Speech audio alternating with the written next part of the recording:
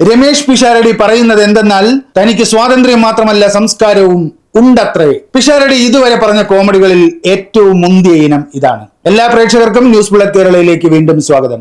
പിഷാരടിയുടെ സംസ്കാരം അദ്ദേഹത്തിന്റെ വളിപ്പ് പരിപാടികളിലൂടെ എല്ലാവരും കണ്ടിട്ടുണ്ട്. മറ്റുള്ളവരുടെ നിറത്തെയും രൂപത്തെയും വേഷത്തെയും ഭക്ഷണശീലങ്ങളെയും ഒക്കെ അവഹേളിച്ച് വളിപ്പ് തമാശയുണ്ടാക്കുന്നവൻ മലയാളികളോട് പറയുന്നു തനിക്ക് സ്വാതന്ത്ര്യം മാത്രമല്ല സംസ്കാരവും ഉണ്ടെന്ന്. ചിരിക്കാതെ എന്ത് ചെയ്യും? പിഷാരടിക്ക് തീർച്ചയായും സംസ്കാരമുണ്ട്. പക്ഷെ ആ സംസ്കാരം ഇതാണ്.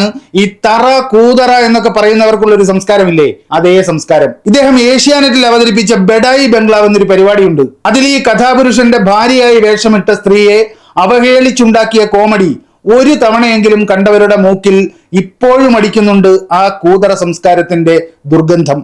മനുഷ്യന്റെ നിറം, മതം, ജാതി, ദേശം, ഭാഷ എന്നിവയുടെ ഒക്കെ പേരിൽ മനുഷ്യരാശിയുടെ ചരിത്രത്തിൽ ഉടനീളം മനുഷ്യർ തമ്മിൽ സംഘർഷങ്ങൾ ഉണ്ടായിട്ടുണ്ട്. അങ്ങനെ പരസ്പര സംഘർഷത്തിന് കാരണമാകുന്ന അതേ ഘടകങ്ങൾ തന്നെ മനുഷ്യരുടെ അന്തസ്സിനെ ഇടിച്ചു താഴ്ത്തുന്ന വളിപ്പ് തമാശകൾക്കും കാരണമായിട്ടുണ്ട്. ഓസ്ട്രേലിയൻ ക്രിക്കറ്റ് താരമായ ആൻഡ്രൂ സിമൺസിനെ മങ്കി എന്ന് വിളിച്ച് ഇന്ത്യൻ താരം ഹർഭജൻ സിംഗ് ആക്ഷേപിച്ചു എന്ന ആരോപണം ഉയർന്നത് ഓർമ്മയുണ്ടോ? ആ ആരോപണത്തിൽ നിന്ന് ഇന്ത്യൻ ടീമും ഹർഭജൻ സിംഗും തലയൂരിയത് എങ്ങനെയാണ്? താൻ സിമൺസിനെ തേരി മാക്കി എന്നാണ് വിളിച്ചതെന്നും അത് സിമൺസ് മങ്കി എന്ന് തെറ്റായി കേട്ടതാണെന്നുമായിരുന്നു ഹർഭജന്റെ വാദം.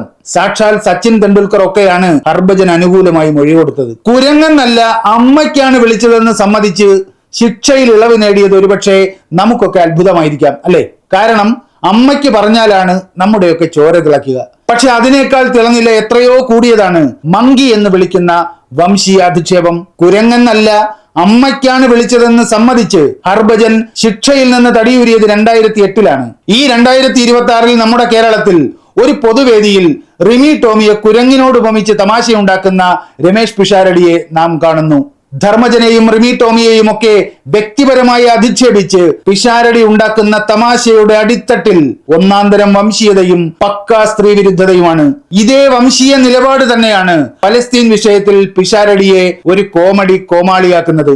ഒന്ന് കേൾക്കാം ആ കോമഡി. സമാധാനത്തിന്റെ പേരും പറഞ്ഞ് സമാധാനമായി ഇരിക്കുന്നവന്റെ സമാധാനം കളയരുത്. പിടുത്തം കിട്ടിയോ? ഈവൻ ഇസ്രായേൽ പാലസ്തീൻ ഇഷ്യൂ വരെ ഞാൻ പറയാണ്, നമ്മളിവിടെ പല പ്രതിഷേധങ്ങൾ കാര്യങ്ങളൊക്കെ കാണിക്കുന്നുണ്ട്. അതൊക്കെ നെതന്യാഹുവും UNOയും ഞാനൊക്കെ ഓർമ്മ വെച്ച കാലം തൊട്ട് തുടങ്ങിയ പ്രശ്നങ്ങളാണ്.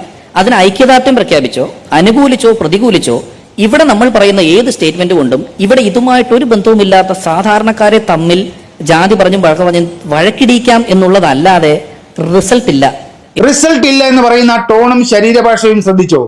റിസൾട്ട് ഇല്ല. പിഷാരടിക്ക് റിസൾട്ട് വേണം. റിസൾട്ട് ഇല്ലാത്ത ഒരു പരിപാടിക്കും അങ്ങേരെ കിട്ടില്ല.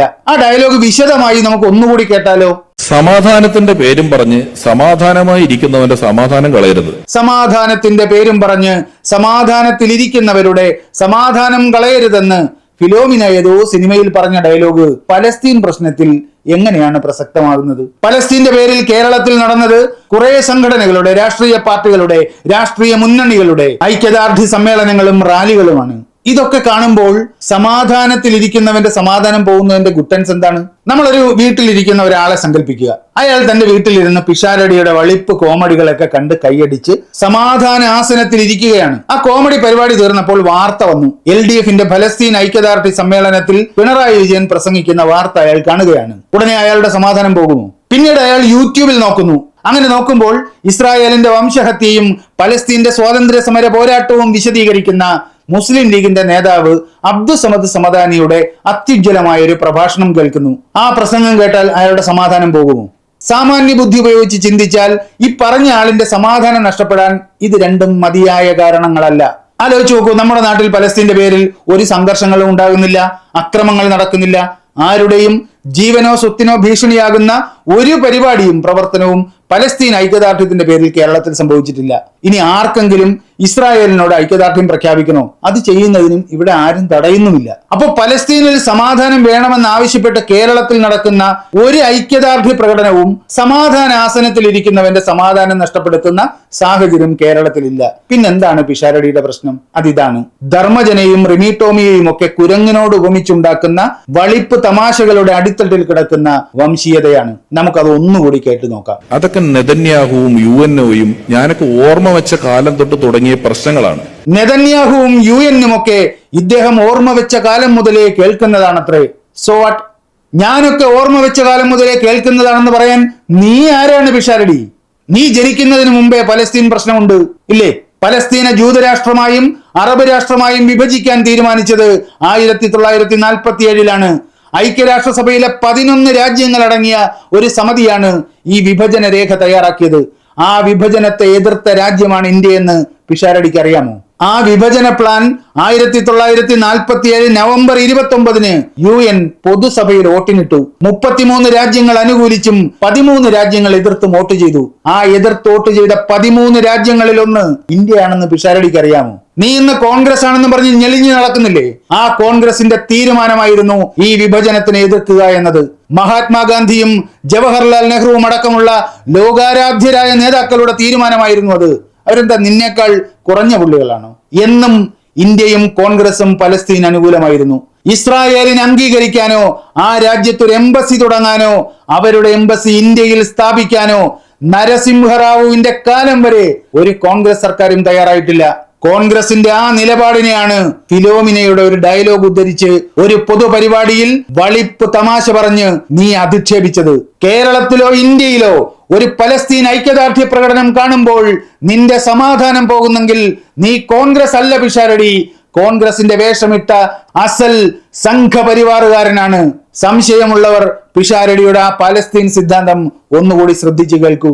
അതിന് ഐക്യദാർഢ്യം പ്രഖ്യാപിച്ചോ അനുകൂലിച്ചോ പ്രതികൂലിച്ചോ ഇവിടെ നമ്മൾ പറയുന്ന ഏത് സ്റ്റേറ്റ്മെന്റ് കൊണ്ടും ഇവിടെ ഇതുമായിട്ടൊരു ബന്ധവുമില്ലാത്ത സാധാരണക്കാരെ തമ്മിൽ ജാതി പറഞ്ഞും പറഞ്ഞും വഴക്കിടിക്കാം എന്നുള്ളതല്ലാതെ റിസൾട്ട് ഇല്ല.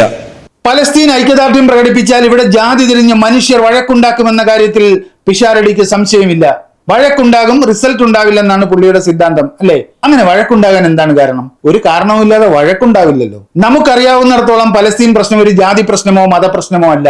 എല്ലാ ജാതിയിലും മതത്തിലും പെട്ട ആളുകൾ പലസ്തീൻ ഐക്യദാർഢ്യത്തിൽ പങ്കെടുക്കാറുണ്ട്, നേതൃത്വം നൽകാറുണ്ട്. മഹാത്മാഗാന്ധിയും ജവഹർലാൽ നെഹ്റുവും ഇന്ദിരാഗാന്ധിയും ഒന്നും ഇതൊരു ജാതി പ്രശ്നമോ മതപ്രശ്നമോ ആയി കണ്ടതിന് ചരിത്രത്തിൽ തെളിവുകളില്ല.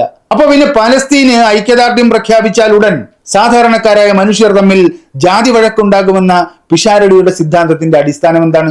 എന്തിന് പിഷാരടി ഇങ്ങനെ വളഞ്ഞു മൂക്കിൽ പിടിക്കുന്നത്? പിഷാരടിയുടെ കണ്ണിൽ ഇതൊരു മുസ്ലിം പ്രശ്നമാണ്, മുസ്ലിം പ്രശ്നം മാത്രമാണ്.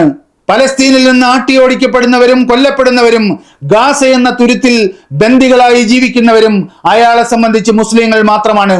അവരോടുള്ള ഐക്യദാർഢ്യ പ്രകടനങ്ങൾ വെറും മുസ്ലിം പ്രീണനം മാത്രമായിട്ടാണ് പിഷാരടി ധരിച്ചു വെച്ചിരിക്കുന്നത്. ആ നീലക്കുറുക്കനാണ് ഈ ഡയലോഗിലൂടെ പുറത്തു ചാടിയത്. പലസ്തീൻ പ്രശ്നം ഒരു കലാകാരൻ എന്ന നിലയിൽ പിഷാരടിയിൽ ഒരു അനുതാപവും ഉണ്ടാക്കുന്നില്ല.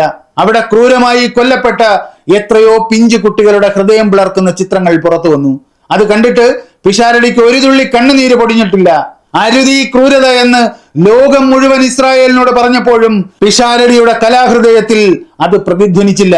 കൊടും ക്രൂരതകൾക്ക് ഇരയാക്കപ്പെടുന്ന ആ മനുഷ്യരോട് ഐക്യദാർഢ്യമോ അനുതാപമോ പ്രഖ്യാപിക്കാനല്ല ഒരു പൊതുപരിപാടിയിൽ പിഷാരടി സമയം കണ്ടെത്തിയത്. മറിച്ച് ആ നാടിനനുകൂലമായി ആ മനുഷ്യർക്ക് അനുകൂലമായി കേരളത്തിൽ നടക്കുന്ന ഐക്യദാർഢ്യ പ്രകടനങ്ങളെ പരിഹസിക്കാനാണ്. പലസ്തീൻ പ്രശ്നത്തിൽ കേരളത്തിൽ എന്തിന് ഐക്യദാർഢ്യം? അതുകൊണ്ട് ഒരു റിസൾട്ടുമില്ലെന്ന് ഒരു പൊതുപരിപാടിയിൽ കാലിന്മേൽ കാൽ കയറ്റി പ്രഖ്യാപിക്കുമ്പോൾ പിഷാരടി പിൻകാലുകൊണ്ട് തൊഴിച്ചെറിയുന്നത് കോൺഗ്രസിന്റെയും മുസ്ലിം ലീഗിന്റെയും രാഷ്ട്രീയ നിലപാടിനെയാണ്. പലസ്തീൻ പ്രശ്നത്തിൽ കേരളത്തിൽ ഐക്യദാർഢ്യം പ്രഖ്യാപിക്കുന്നതിന്റെ കാരണമെന്ത് എന്ന് പരസ്യമായി ചോദിക്കുകയും ഐക്യദാർഢ്യം പ്രഖ്യാപിക്കുന്നവരെ അപഹസിക്കുകയും ചെയ്യുന്നത് RSSകാരും സംഘപരിവാറുകാരുമാണ്. അവരുടെ ഊളത്തമാശയാണ് ഈ പിഷാരടി ഏറ്റുപാടിയത്.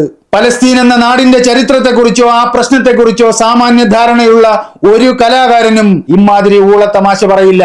പാലക്കാട് മത്സരിക്കാൻ ചെന്നിറങ്ങിയപ്പോൾ മത്സരം BJPക്കെതിരെയാണെന്നാണ് പിഷാരടി പ്രഖ്യാപിച്ചത്. RSSകാരൻ എങ്ങനെയാണ് BJPക്കെതിരെ മത്സരിക്കുക? മിക്കവാറും പലസ്തീനെ കുറിച്ച് പറഞ്ഞ ഈ ഒരൊറ്റ ഡയലോഗിന്റെ പേരിൽ വേണ്ടി വന്നാൽ ശോഭാ സുരേന്ദ്രൻ നോമിനേഷൻ പിൻവലിച്ച് പിഷാരടിക്ക് പിന്തുണ പ്രഖ്യാപിക്കും. ഞങ്ങളുടെ താവളത്തിൽ പിറക്കേണ്ടിയിരുന്ന പൊന്നുമോനെ എന്ന് ഓമനിച്ച് കെട്ടിപ്പിടിച്ച് പിഷാരടിയുടെ നെറ്റിയിൽ വേണ്ടി വന്നാൽ ഒരു മുത്തവും കൊടുക്കും. RSSനെതിരെയും സംഘപരിവാറിനെതിരെയും മോഡിക്കെതിരെയും അമിത്ഷാക്കെതിരെയും നാളിതുവരെ വാതുറന്നൊരു ചരിത്രം പിഷാരടിക്കില്ല. പലസ്തീനെ കുറിച്ചൊക്കെ ആധികാരികമായ അസംബന്ധം പറയുന്ന പിഷാരടി ഇതുവരെ മണിപ്പൂർ എന്ന് കേട്ടിട്ടില്ല. മോദി സർക്കാർ നടത്തുന്ന ന്യൂനപക്ഷ വേട്ടയെ കുറിച്ച് പിഷാരടിക്ക് ഇതേവരെ ഒന്നും അറിയില്ല. ബാബറി മസ്ജിദ് തകർത്തത് പുള്ളി അറിഞ്ഞിട്ടേയില്ല. ഇനിയും തകർക്കാൻ നിശ്ചയിച്ചിരിക്കുന്ന പള്ളികളുടെ പട്ടികയെ കുറിച്ച് നിവർന്നു നിന്നൊരക്ഷരം BJP-ക്കെതിരെയോ സംഘപരിവാറിനെതിരെയോ പറയാനുള്ള നട്ടെല്ലും പിഷാരടിക്കില്ല. പക്ഷെ തനിക്ക് ഭയങ്കര സ്വാതന്ത്ര്യമുണ്ടെന്നാണ് രമേശ് പിഷാരടി അവകാശപ്പെടുന്നത്. പിഷാരടി ആഘോഷിക്കുന്നത് ഒരേ ഒരു സ്വാതന്ത്ര്യമാണ്, RSSനെതിരെ സംഘപരിവാറിനെതിരെ വാ തുറക്കാതിരിക്കുന്നതിനുള്ള സ്വാതന്ത്ര്യം. ആ സ്വാതന്ത്ര്യം അദ്ദേഹം ആവോളം ആസ്വദിക്കുന്നുണ്ട്. സ്ത്രീവിരുദ്ധവും വംശീയവുമായ തമാശകൾ പറയുന്ന ഒരുത്തൻ, അങ്ങനെ ഒരു വിലാസമുള്ളവൻ പലസ്തീൻ വിഷയത്തിൽ മനുഷ്യവിരുദ്ധമായ ഒരു അഭിപ്രായം പറയുന്നതിൽ നമ്മെ സംബന്ധിച്ച് ഒരു അത്ഭുതവുമില്ല.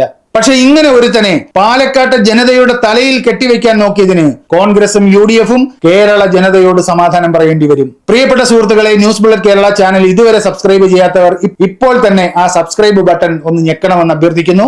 അതുപോലെ 100 രൂപ പ്രതിമാസം സാമ്പത്തിക സഹായം നൽകാൻ സന്മനസ്സുള്ളവർ nbkerala.com എന്ന വെബ്സൈറ്റ് സന്ദർശിക്കണമെന്നും അഭ്യർത്ഥിക്കുന്നു.